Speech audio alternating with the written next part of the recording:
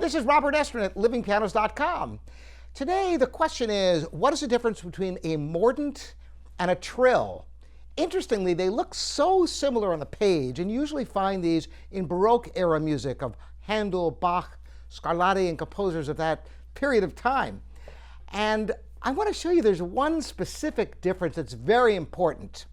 The beginning of the Fifth French Suite, the Sarabande movement, starts with a mordent.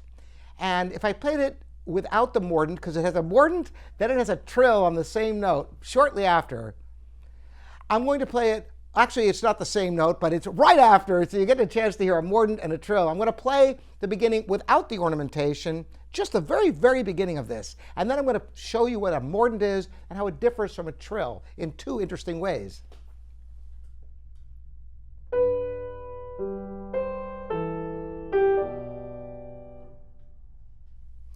So that's playing the beginning without any ornamentation. But Bach wrote a mordent on the first note on that B.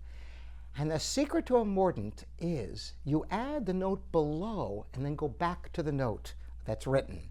So when you have a B, you're going to play B, A, B like this.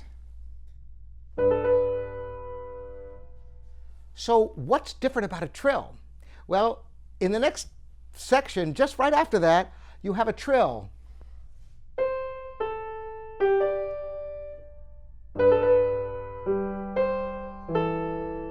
Now, if this was another mordent, you'd go, but trills start on the upper note.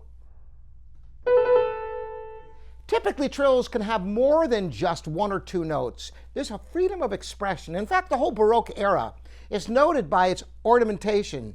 By the way, this isn't just through music. Look at the architecture and the art of that period.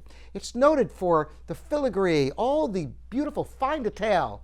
Ornamentation is an opportunity for the performer to add their own expressive element. That's why if you listen to different performances of the same exact pieces of Bach or Handel, Telemann, and other Baroque composers, the ornamentation can be quite different. So here's how it sounds now. Remember the first time I played it without any ornamentation, it sounded like this.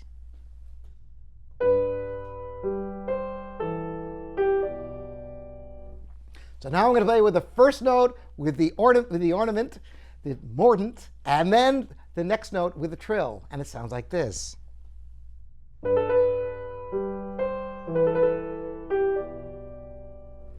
So you got to watch for those squiggly lines. The mordent has one less. The trill has more lines going up and down in the score. It's kind of a deciphering a code. Interestingly, different performers have different ideas about what these squiggly lines and turns and all of this mean, because we don't really know what people played hundreds of years ago, do we? There's many, many books written on the subject, and ultimately it's up to you as a performer to play something that you feel passionately about that really feels right to you.